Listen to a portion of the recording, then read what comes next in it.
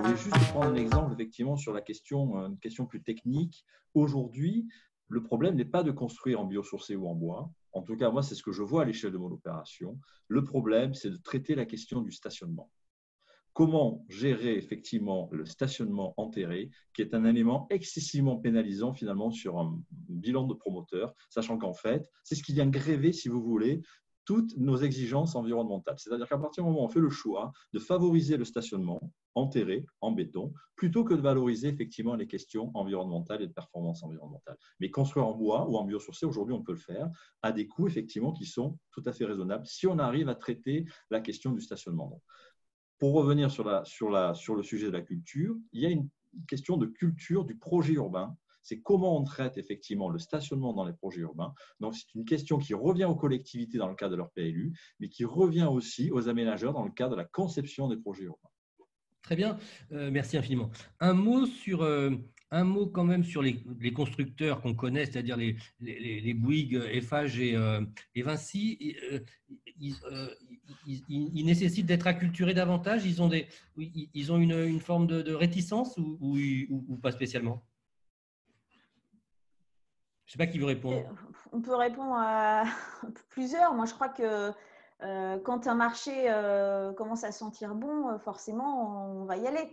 Donc, pour moi, évidemment, oui, ils ont des pôles d'innovation qui commencent à s'intéresser à ces secteurs-là. Hein. Et puis, FH est sur d'autres secteurs aussi. Il y a la terre en Île-de-France.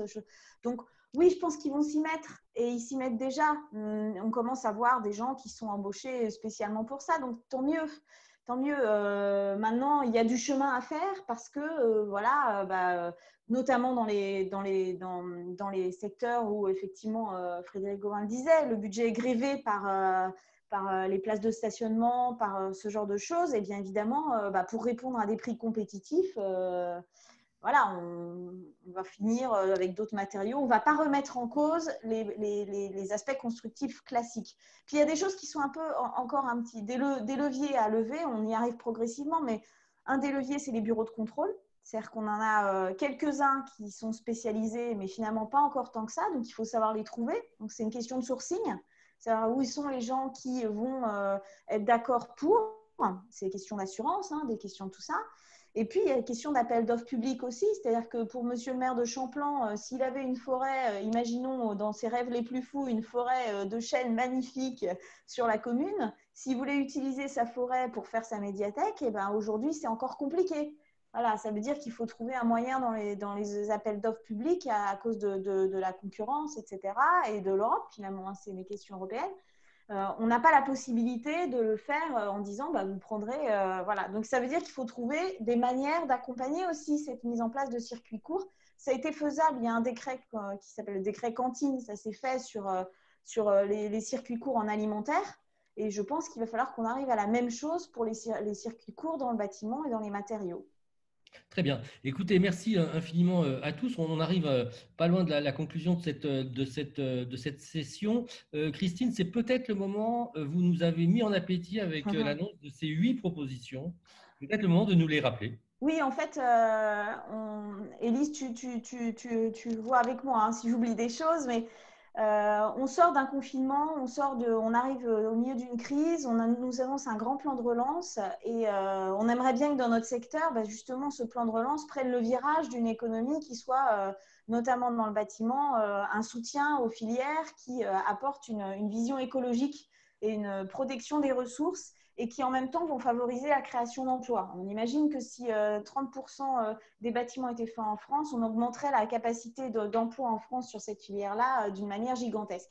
Donc on a 8 propositions qui vont de la manière dont les aides publiques sont par exemple distribuées. Il faudrait y ajouter des critères d'éco-conditionnalité, c'est-à-dire qu'en gros, quand vous utilisez des circuits de proximité, des matériaux renouvelables, de la captation de carbone, une sobriété énergétique, tout ça nous permettrait évidemment d'avoir un élan supplémentaire. Je prends un exemple tout simple. Hein.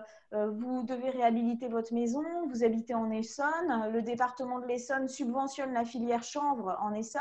Si le département de l'Essonne disait vous devez utiliser du chanvre essonnien pour réhabiliter votre maison, on est gagnant-gagnant dans les deux circuits économiques. Donc, par exemple, c'est juste du bon sens. Évidemment, le soutien à l'installation des unités de production et de transformation aux échelles régionales ou suprarégionales, je pense que ça, c'est peut-être la première mesure pour permettre aux filières de se développer. Donc, un grand plan. On voit que là, on dépense beaucoup de millions, voire de milliards d'euros. Donc, je pense que c'est très peu par rapport à ce que ça nous permettrait de faire avancer comme chose. Moi, il y a quelque chose qui me tient à cœur, c'est l'identification de la cartographie des ressources territoriales aussi. Je pense que par région, on n'a pas assez la possibilité simplement, en tant qu'aménageur, maître d'œuvre, même promoteur, de se dire qu'est-ce qui est produit à proximité et qu'on peut utiliser du coup directement pour nos chantiers, que ça soit de la paille, la terre, la pierre, voilà, tous les matériaux. Donc un peu voilà, des cartes, ça existe pour l'alimentation, il faut la même chose, voilà. Et puis on a une série de mesures autour du label, autour de la fiscalité, autour de l'insertion des filières biosourcées dans les instances d'information nationales, le Conseil supérieur de la construction par exemple. Et puis pourquoi pas aussi la création d'un Bâti-score, un peu comme un Nutri-score alimentaire, je ne sais pas si vous voyez ce que c'est, pour améliorer et valoriser l'effet sur la santé des matériaux. On voit avec que souvent la construction en matériaux biosourcés va avec une approche bioclimatique qui favorise notamment les ventilations naturelles et donc moins de VMC et de clim. Et donc, c'est aussi ça qui nous intéresse, c'est de valoriser l'apport au niveau de la santé dans le bâtiment des matériaux. Donc, ces 8 propositions vont sortir dans les quelques jours. Mais on a l'intention, avec vous d'ailleurs, si vous le voulez bien, de poursuivre ce cycle avec des webinaires resserrés sur des matériaux, finalement, le bois, le chanvre et la paille. Christian Leclerc, vous vouliez intervenir? Oui, ce que je voulais dire, c'est que peut-être saisir aussi l'opportunité du moment. Les équipes municipales viennent de se renouveler il y a quelques semaines. Et en fait, de la même façon qu'on nous propose des cursus de formation technique, mais plutôt sur les démarches administratives, les subventions, etc., un certain nombre de choses, si on pouvait former les élus, ne serait-ce que quelques heures à visiter des chantiers un peu phares de construction bois, de matériel biosourcé, moi j'ai eu l'occasion de le faire, c'est les meilleurs ambassadeurs pour la commande publique. En fait, quand vous visitez une école construite en bois avec des matériaux naturels, vous vous sentez apaisé, vous voyez qu'il y a vraiment un confort qu'on ne trouve pas dans la construction traditionnelle. Et je peux vous dire que c'est le meilleur des ambassadeurs que de faire visiter des chantiers aboutis de qualité où on voit que le confort d'habiter dans ces nouveaux matériaux en quelque sorte va permettre de démocratiser un petit peu et de lever les freins qu'on peut avoir en tant que collectivité sur cette filière en train d'essayer d'émerger. Très bien. Mais organisons des voyages d'études d'élus sur des réalisations biosourcées. Est-ce que les uns les autres, est-ce que Raphaël, il y a des questions encore qui sont en suspens? Alors, à ce stade, il n'y a pas de questions. En revanche, ce que je propose, c'est éventuellement s'il y a des participants qui veulent intervenir, hein, que ce soit pour une remarque ou une question, je les invite vous avez un système pour lever la main. Si vous affichez la partie participant, vous pouvez lever la main. Donc, voilà, si vous levez la main, je peux vous donner la parole, n'hésitez pas. Mais à ce stade, effectivement, il vient d'avoir une nouvelle question. Le bois, le chanvre, la paille ont été évoqués. Y a-t-il d'autres matériaux? Qu'en est-il du miscanthus en Île-de-France? Le miscanthus? Mais qu'est-ce donc? Alors, le miscanthus, c'est une plante pérenne, contrairement au chanvre qui se renouvelle chaque année. Elle s'implante pour 15 à 25 ans dans les parcelles. Elle est également très peu gourmande en intrants, donc très vertueuse sur le plan environnemental. Et effectivement, c'est une plante de fort intérêt pour tout ce qui est biomasse, isolation, paillage et surtout à l'avenir bioplastique avec une usine pilote qui a également été lauréate des trophées régionaux de la bioéconomie en 2019, qui s'implantera d'ici la fin d'année sur la communauté de communes de Moret-Seine-et-Loing. Voilà, donc on a 3 zones de production aujourd'hui en Île-de-France, en Sud-Seine-et-Marne, Nord-Yvelines et Val d'Oise, et tout à fait un potentiel à développer ces débouchés non alimentaires, encore une fois, à partir du moment où des contrats donnent de la visibilité pour investir aux acteurs. Merci beaucoup. Peut-être Frédéric Covin, Christine Lecomte, Christian Leclerc, un mot conclusif de ce que vous a inspiré ces débats et de ce que vous diriez à ce stade? Alors, moi, je pense que de toute manière, c'est ce que vous disiez, il est nécessaire, la dynamique énoncée, je pense. Vous m'entendez? Oui. Ça y est, sinon il y a eu une coupure. Ouais, et effectivement, la dynamique énoncée, il faut la poursuivre. Aujourd'hui, les opérateurs commencent à se rassembler, à échanger. Donc, je pense qu'il faut effectivement nous-mêmes, Grand Paris Aménagement, l'objectif, c'est de monter en puissance sur ces questions de la production en biosourcé. Donc, on va le faire. On va effectivement travailler, nous, en interne, un plan de formation dédié, justement, sur les questions généralistes, mais aussi en mode expert, vraiment de manière très pointue sur les questions constructives. On va nous-mêmes écrire, effectivement, des chartes dédiées à la prescription. Donc, en tout cas, voilà, pour nous, c'est clair que c'est un sujet qui, aujourd'hui, est complètement intégré et sur lequel on va se positionner de plus en plus. Et c'est vrai que quand on discute avec l'interprofessionnel francillois, on voit bien que tout le monde est intimement lié et s'attend finalement un petit peu. Les entreprises finalement de première transformation attendent effectivement la prescription. Nous, on attend en tant que prescripteur effectivement qu'il y ait une organisation de filière. Donc, on se rend bien compte aujourd'hui que cet écosystème, il est là et qu'il faut juste finalement y participer, le dynamiser pour que ça puisse fonctionner. Et je pense qu'on devrait pouvoir y arriver.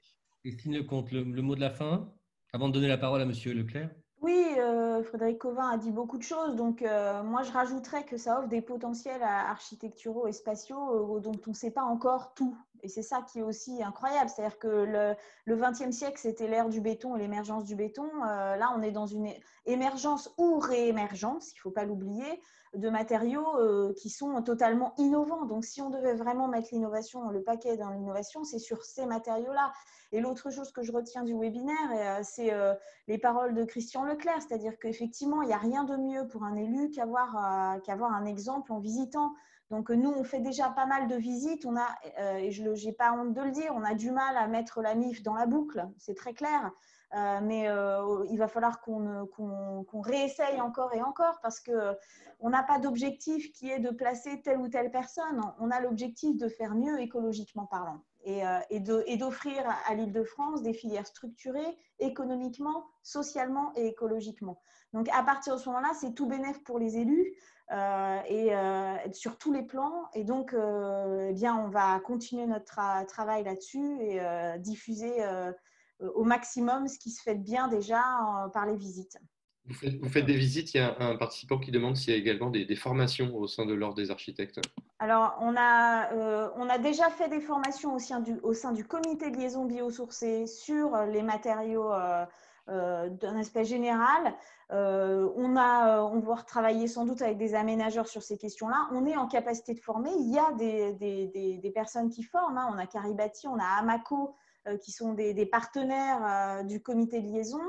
On a aussi un pôle de formation qui est en train de se structurer autour de ces questions-là à l'Ordre des architectes.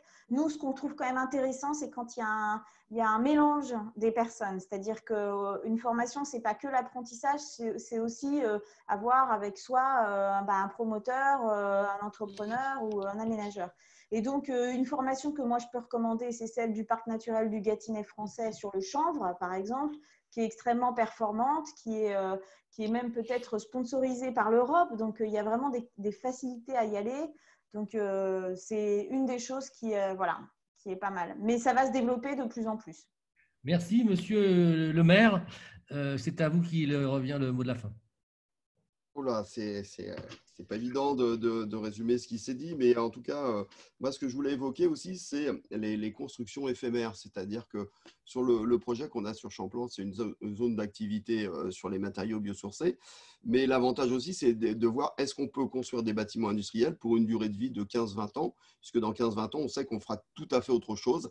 Et donc, quand on voit le coût de la déconstruction et du retraitement des déchets, le fait d'utiliser des matériaux biosourcés donne une empreinte écologique beaucoup plus faible à moyen terme pour déconstruire ou modifier le foncier existant qui a été bâti. Et donc, c'est beaucoup plus facile à transformer par la suite Donc, effectivement, ça présente aussi des intérêts quand on sait qu'aujourd'hui, on est sur le ZAN, zéro artificialisation nette, sur les territoires où on doit vraiment regarder à l'économie du foncier.